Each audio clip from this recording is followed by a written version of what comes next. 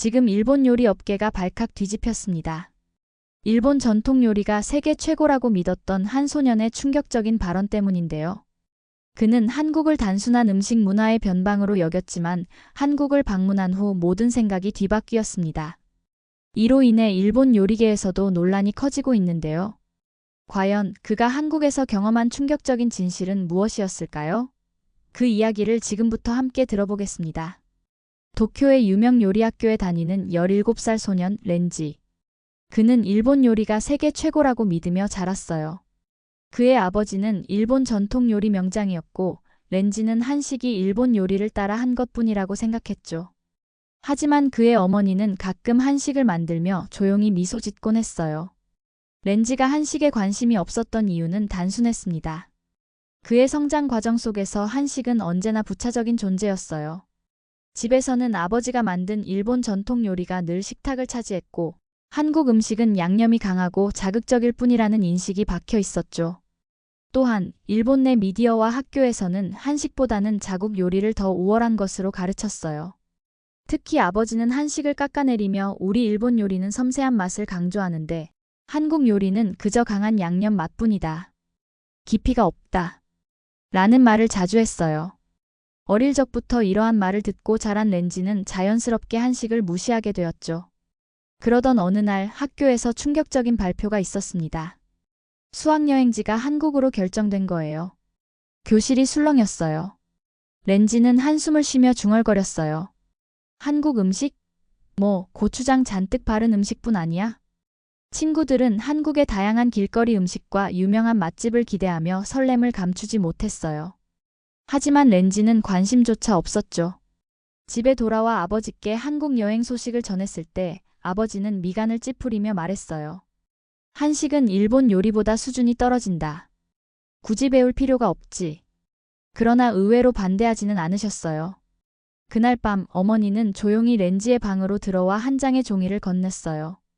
이곳에 가보렴. 네가 알아야 할 진실이 있어. 비행기가 착륙하고 렌지는 인천공항에 첫 발을 내디뎠어요. 공항 내부는 광활했고 자동화 시스템과 안내 로봇이 자연스럽게 작동하고 있었어요. 어라? 생각보다 세련됐는데? 그는 주변을 두리번거리며 중얼거렸어요. 공항 철도를 타고 서울로 향하는 길, 친구들이 신기한 듯 탄성을 질렀어요. 렌지, 이 교통카드 봐. 일본처럼 구역별로 나뉘지 않고 전국 어디서나 사용 가능하대. 일본보다 편리한 대중교통 시스템에 렌지는 내심 놀랐지만 인정하기 싫었어요. 도심에 들어서자 마주한 서울의 풍경은 상상과 달랐어요. 높은 빌딩과 깔끔한 거리, 곳곳에 자리한 전통 한옥들이 묘하게 조화를 이루고 있었어요. 한국이 이렇게 발전한 곳이었어? 렌지의 머릿속에서 아버지가 했던 말이 흔들리기 시작했어요. 첫 번째 방문지는 한국 전통 한식 연구소였어요. 연구소에 들어서자 깊은 장맛이 코끝을 자극했어요. 장독대가 끝없이 줄지어 서 있었어요. 둥근 항아리들은 반질반질 윤이 났고 뚜껑 위에는 작은 돌이 올려져 있었어요. 빛바랜 나무판이 놓여있는 한쪽에는 직접 담근 장들이 익어가고 있었죠. 렌지는 그 광경을 보며 순간 멈춰 섰어요. 일본의 미소와는 완전히 다른 숙성 방식이었어요. 일본에서는 주로 나무통이나 플라스틱 용기를 사용하는데 한국에서는 여전히 전통적인 도자기 항아리를 고집하고 있었죠. 연구소 직원들은 하얀 작업복을 입고 머리에 흰 두건을 쓴 채 조용히 작업을 이어가고 있었어요. 한 연구원이 렌지에게 다가와 말을 걸었어요. 된장은 콩을 삶아 메주를 만들어 건조하고 이를 장독에 넣어 자연 발효시키는 과정이죠. 시간이 지나면 된장에서 간장이 분리되고 고추장을 만들 때는 이 된장을 기본으로 고춧가루, 찹쌀, 엿기름 등을 섞어 발효합니다. 렌지는 숙성 과정을 듣고 일본과의 차이를 떠올렸어요. 일본의 미소된장은 쌀이나 보리를 발효해 짧은 시간 안에 부드러운 식감을 내는 방식이라면 한국의 된장은 자연 발효로 더 깊은 맛을 내고 있었어요. 렌지는 어머니가 남긴 주소를 들고 북촌 한옥마을로 향했어요. 전통 한옥이 줄지어 있는 골목을 따라 걸으며 그는 호기심과 긴장감에 휩싸였어요. 대문을 두드리자 곧바로 문이 열렸어요. 하얀 머리의 할머니가 눈물을 글썽이며 렌지를 바라봤어요. 드디어 만났구나. 내 손자야. 렌지는 깜짝 놀랐어요. 어머니가 한국인이었다고? 할머니는 렌지를 집 안으로 이끌었어요. 마당 한편에는 커다란 장독대가 있었어요. 이건 내 어머니가 어릴 때부터 보고 자란 것들이란다. 렌지는 어머니가 한국인이라는 사실을 몰랐던 이유를 곰곰이 생각했어요. 할머니는 한숨을 쉬며 말했어요. 너희 어머니는 일본에서 한국인이라는 사실을 드러내면 차별을 받을까 봐 두려워하셨단다. 내 아버지의 집안에서는 한국인을 받아들이지 않으려 했지. 그리고 네가 태어난 후 더 철저히 숨길 수밖에 없었단다. 렌지는 의아한 표정을 지었어요. 할머니는 조용히 사진 한 장을 건넸어요. 사진 속에는 젊은 시절의 어머니가 일본에서 일하던 모습이었어요. 너희 어머니는 일본에서 차별을 피해 살기 위해 한국인이라는 사실을 숨기고 살았단다. 하지만 네가 초등학교에 들어갈 때쯤 학교에서 부모의 출신지를 조사하는 일이 있었어. 그때 너희 아버지는 학교에 한국인 혈통이 없다고 신고했지. 렌지는 충격을 받았어요. 어머니가 단순히 조용히 지낸 것이 아니라 사회적으로도 한국인이라는 사실을 숨길 수밖에 없는 환경에서 살아왔다는 걸 깨달았어요. 저녁이 되자 할머니는 방을 안내해 주었어요. 문을 열자 따뜻한 온기가 감도는 방이 나타났어요. 바닥은 따뜻했고 창문을 열면 곧장 마당과 연결되었어요. 마치 집 전체가 자연과 하나가 된 듯한 느낌이었어요. 할머니는 방의 창을 활짝 열어주었어요. 이 집은 한옥이란다. 여름에는 시원하고 겨울에는 따뜻하지. 렌지는 그제야 일본에서 익숙했던 다다미 방을 떠올렸어요. 다다미 방은 정갈하고 차분하지만 창을 열어도 시야가 벽에 가로막혀 있었어요. 반면 한옥은 창을 열면 탁 트인 마당과 연결되어 있었어요. 아침이면 햇살이 방 안으로 스며들었고 밤이면 별빛이 그대로 들어왔어요. 그는 밤이 되자 바닥에 이불을 펴고 누웠어요. 천장은 나무 기둥이 그대로 드러나 있었고 창 너머에는 대청마루가 보였어요. 정말 자연과 함께 숨쉬는 공간이구나. 렌지는 조용히 중얼거렸어요. 일본의 다다미 방이 폐쇄적인 구조라면 한옥은 개방된 구조로 자연을 그대로 받아들이고 있었어요. 그날 저녁 할머니가 직접 담근 김치를 꺼내 왔어요. 일본에서 먹던 기무치와는 확연히 다른 맛이었어요. 일본에서는 기무치를 일본식으로 변형해 감칠맛을 강조했지만 여기에서 먹는 김치는 깊은 발효향과 자연스러운 신맛이 감돌았어요. 렌지는 한 입 먹으며 궁금한 듯 물었어요. 그런데 왜 일본에서는 김치를 기무치라고 부르죠? 할머니는 잠시 생각하다가 답했어요. 일본에서는 한국 문화가 퍼지는 걸 경계하면서도 김치의 인기를 무시할 수 없었지. 그래서 일본식으로 바꾼 거란다. 발효 과정을 다르게 하고 맛을 조절해서 일본인 입맛에 맞춘 거지. 하지만 그건 진짜 김치가 아니야. 렌지는 묵묵히 김치를 씹으며 일본에서 왜 기무치라고 우기는지, 그리고 왜 어머니가 자신의 뿌리를 숨길 수밖에 없었는지를 다시금 곱씹었어요. 이제 그는 단순히 한식을 배우는 것이 아니라 어머니의 과거와 자신의 정체성을 다시 생각해야 한다는 걸 깨닫기 시작했어요. 다음 날 아침, 렌지는 한옥의 고즈넉한 분위기 속에서 눈을 떴어요. 창문 너머로 부드러운 햇살이 스며들었고 문을 열자 서늘한 아침 공기가 방 안으로 퍼졌어요. 일본에서는 느껴보지 못한 기분이었어요. 그는 이곳이 점점 편안하게 느껴지기 시작했어요. 할머니는 아침상을 차려두고 렌지를 기다리고 계셨어요. 밥과 된장국, 갓 담근 김치와 각종 반찬들이 정갈하게 놓여 있었어요. 많이 먹으렴. 여기에 있는 음식은 모두 내 어머니가 좋아하던 것들이란다. 할머니의 말에 렌지는 젓가락을 들었다가 잠시 멈췄어요. 어머니가 일본에서 김치를 담그며 조용히 미소 짓던 모습이 떠올랐어요. 그는 어머니가 한국을 떠난 후에도 이 음식들을 그리워했을 거란 생각이 들었어요. 할머니, 어머니는 한국에서 어떤 분이셨어요? 렌지는 조심스럽게 물었어요. 할머니는 잠시 먼 곳을 바라보다가 대답했어요. 내 어머니는 누구보다 한국을 사랑하던 아이였단다. 문학을 좋아했고 서울대학교에서 일본 문학을 연구했지. 하지만 일본으로 유학을 떠난 뒤 다시 한국으로 돌아오지 못했어. 렌지는 서울대학교라는 단어에 반응했어요. 어머니가 서울대학교에 다니셨다고요? 그는 갑자기 궁금증이 솟아올랐어요. 그럼 어머니의 흔적을 찾을 수 있을까요? 할머니는 미소를 지으며 작은 봉투를 건넸어요. 안에는 오래된 종이가 한 장 들어 있었어요. 서울대학교 중앙도서관, 일본 문학 연구 논문 보관. 이건 내 어머니가 남긴 논문이란다. 네가 가서 직접 보면 좋겠구나. 렌지는 마음이 두근거리기 시작했어요. 어머니의 과거를 더 깊이 알 수 있는 기회가 생긴 거였어요. 그는 서둘러 식사를 마치고 서울대학교로 향했어요. 도서관에 도착하자 거대한 건물과 수많은 학생들이 눈에 들어왔어요. 조용한 열기가 가득한 곳이었어요. 렌지는 안내 데스크에서 어머니의 논문을 찾기 위해 도서관 직원에게 문의했어요. 이 논문을 열람하고 싶은데요. 직원은 오래된 목록을 뒤지다가 작은 미소를 지었어요. 아, 이 논문이군요. 지금도 일본 문학을 연구하는 학생들 사이에서 종종 참고되는 자료예요. 연구실에서 열람할 수 있습니다. 렌지는 연구실로 들어가 조심스럽게 논문을 펼쳤어요. 표지에는 어머니의 이름이 한자로 적혀 있었어요. 김하나 - 일본 문학 속 한국인 정체성 연구. 그는 한 장씩 논문을 넘기며 읽기 시작했어요. 내용은 일본 문학 속에서 한국인의 정체성이 어떻게 표현되었는지를 분석한 연구였어요. 그리고 마지막 장에는 어머니가 직접 남긴 메모가 적혀 있었어요. 나는 어디에 속해야 하는 걸까? 일본에서 나는 한국인이었고 한국에서는 일본인이라고 불렸다.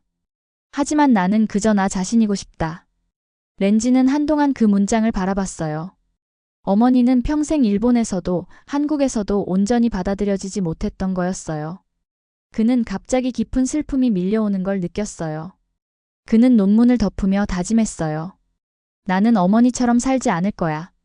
나 자신을 부정하지 않을 거야. 그는 도서관을 나서며 하늘을 올려다봤어요.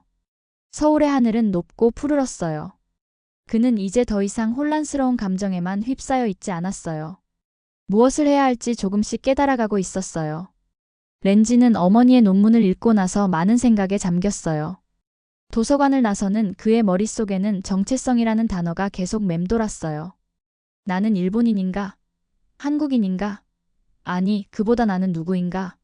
이 질문이 점점 더 무겁게 다가왔어요.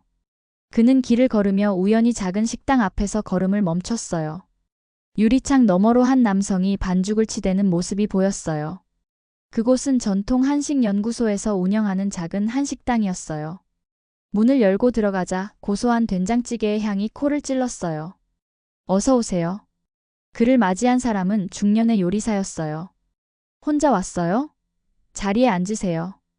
렌지는 메뉴판을 보다가 문득 생각이 들었어요. 나는 한식을 제대로 알고 있을까? 그는 조심스럽게 물었어요. 저 혹시 한식을 배우고 싶습니다. 가능할까요? 요리사는 놀란 듯 렌지를 바라보다가 씩 웃으며 말했다. 한식을 배우고 싶다고? 너 일본인이잖아. 렌지는 잠시 머뭇거렸지만 곧 결연한 표정을 지었어요. 네, 하지만 저는 한식이 궁금합니다. 그리고 제대로 알고 싶어요. 그 말에 요리사는 천천히 고개를 끄덕였어요. 좋아. 그럼 내가 한식의 본질을 배우고 싶은 이유를 먼저 말해봐.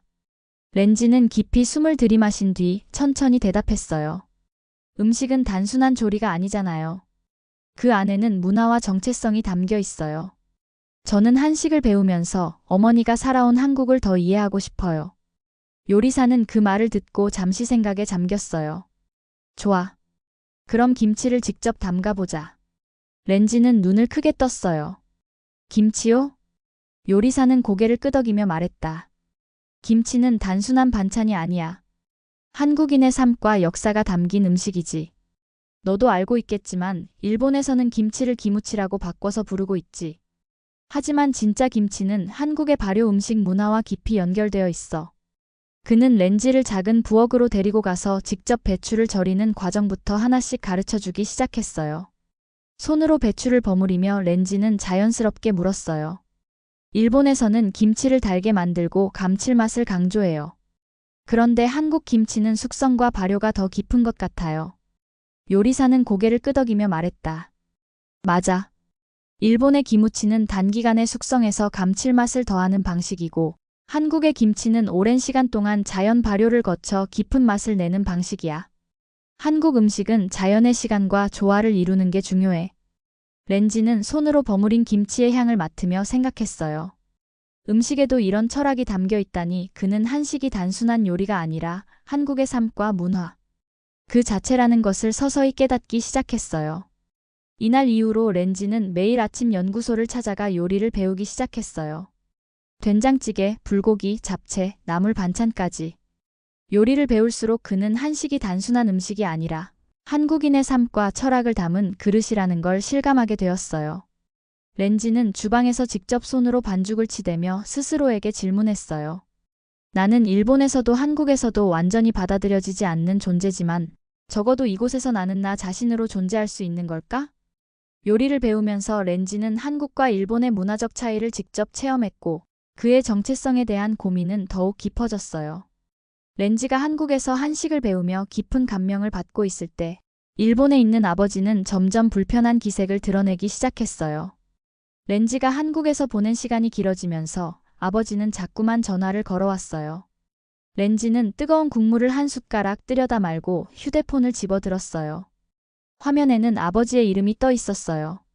그는 한숨을 내쉬며 전화를 받았어요. 아버지. 렌지, 한국에서 너무 오래 있는 거 아니냐? 너 도대체 언제 돌아오냐? 아버지의 목소리는 단호했어요. 한식은 너에게 필요 없는 거다. 네가 공부해야 할 건 일본 요리야. 일본에서 일식 셰프로 성장해야지 왜 한식 따위를 배우고 있는 거냐? 렌지는 순간 목이 메었어요. 그는 조용히 대답했어요. 아버지, 저는 한식을 배우면서 새로운 것들을 많이 깨닫고 있어요. 단순히 요리가 아니라 음식에 담긴 문화와 역사까지요. 아버지는 불쾌한 듯 한숨을 내쉬었어요. 너는 일본인이다, 렌지. 한국 요리를 배우는 건 시간 낭비야. 일본 요리가 세계적으로 인정받고 있는 이유가 뭔지 아냐? 정제된 기술과 깔끔한 맛 때문이지. 한식은 너무 투박하고 거칠어. 깊이가 없어. 렌지는 아버지의 말을 듣고 가슴이 답답해졌어요. 아버지, 정말 한식이 깊이가 없다고 생각하세요? 그래. 한식은 너무 강한 양념에 의존하고 조리법도 정교하지 않아. 반면 일본 요리는 세밀한 기술로 완벽한 밸런스를 유지하지. 아버지는 확신에 찬 목소리로 말했다. 너도 어릴 때부터 배워왔잖아. 일본 요리는 세계적으로 인정받지만 한식은 그렇지 않다는 걸. 렌지는 손에 힘을 주며 반박했어요. 하지만 저는 한식을 배우면서 요리가 단순한 기술이 아니라 사람과 문화를 담는 그릇이라는 걸 깨달았어요. 한국 요리는 가족과 함께 먹는 문화, 발효를 통해 시간이 만들어내는 맛, 자연과 조화를 이루는 음식이에요. 단순히 기술이 부족한 게 아니라 요리에 담긴 철학이 다른 거라고 생각해요. 아버지는 한동안 침묵했어요. 그리고는 낮게 한마디 했어요. 렌지, 너 한국에서 너무 오래 있었던 것 같다. 그 말에 렌지는 가슴이 철렁했어요. 그는 더 말하고 싶었지만 아버지는 단호하게 말을 덧붙였어요. 나는 네가 일본으로 돌아와서 일본 요리를 배우길 바란다. 네가 뭘 느꼈든 상관없어. 결국 네가 살아갈 곳은 일본이야. 한국은 네가 머무를 곳이 아니야. 렌지는 아무 말도 하지 못한 채 전화를 끊었어요. 그는 깊은 한숨을 내쉬며 창밖을 바라봤어요. 서울의 밤거리는 여전히 밝고 활기찼지만 그의 마음은 흔들리고 있었어요. 그는 한식을 계속 배워야 할까? 아니면 아버지의 기대대로 일본으로 돌아가야 할까? 그날 밤 그는 자신에게 처음으로 질문을 던졌어요. 나는 무엇을 위해 요리를 하는 걸까? 렌지는 밤새 뒤척이며 잠을 이루지 못했어요. 창문을 열어 바라본 서울의 밤하늘은 유난히 맑았지만 그의 머릿속은 복잡하기만 했어요. 정말 일본으로 돌아가야 할까? 그는 한식을 배우면서 요리가 단순한 기술이 아니라 사람과 문화를 담아내는 그릇이라는 걸 깨달았어요. 하지만 아버지는 일본 요리야말로 정제된 예술이고 한식은 거칠고 세련되지 못하다고 단정짓고 있었죠. 다음 날 렌지는 요리 연구소에 갔어요. 그는 마지막으로 자신이 배운 한식 요리를 직접 만들어 보고 싶었어요. 주방에 들어서자 연구소의 셰프가 그를 바라보며 물었어요. 오늘은 뭘 만들고 싶어? 렌지는 잠시 고민하다가 대답했어요. 저만의 된장국을 만들고 싶어요. 그는 일본에서도 익숙했던 미소된장이 아니라 한국의 전통 된장을 사용해서 국을 끓이기 시작했어요. 국물에 깊이 배어드는 발효된장의 풍미, 직접 다듬은 채소들의 신선한 향이 그를 집중하게 만들었어요. 요리가 완성된 후 그는 셰프에게 한 그릇을 건넸어요. 셰프는 국을 한 숟갈 떠먹더니 미소를 지었어요. 좋은 국이네. 깊은 맛이 있어. 렌지는 셰프의 말을 듣고 안도했어요. 하지만 마음 한구석엔 여전히 갈등이 남아 있었어요. 그때 연구소의 한 요리사가 다가와 말했다. 렌지, 네가 무엇을 배우든 어디에서 배우든 중요한 건 내가 요리를 통해 무엇을 전하고 싶은가야. 그는 그 말을 곱씹었어요. 아버지가 원하는 요리사가 되는 것이 중요한 걸까? 아니면 자신만의 길을 찾는 것이 중요할까? 그는 결국 일본으로 돌아가기로 결심했어요. 하지만 이번에는 단순히 아버지의 뜻을 따르기 위해서가 아니었어요. 비행기 안에서 창밖을 바라보며 그는 조용히 중얼거렸어요. 나는 일본인이지만 동시에 한국인의 피도 흐르고 있어. 이제는 그걸 부정하지 않을 거야.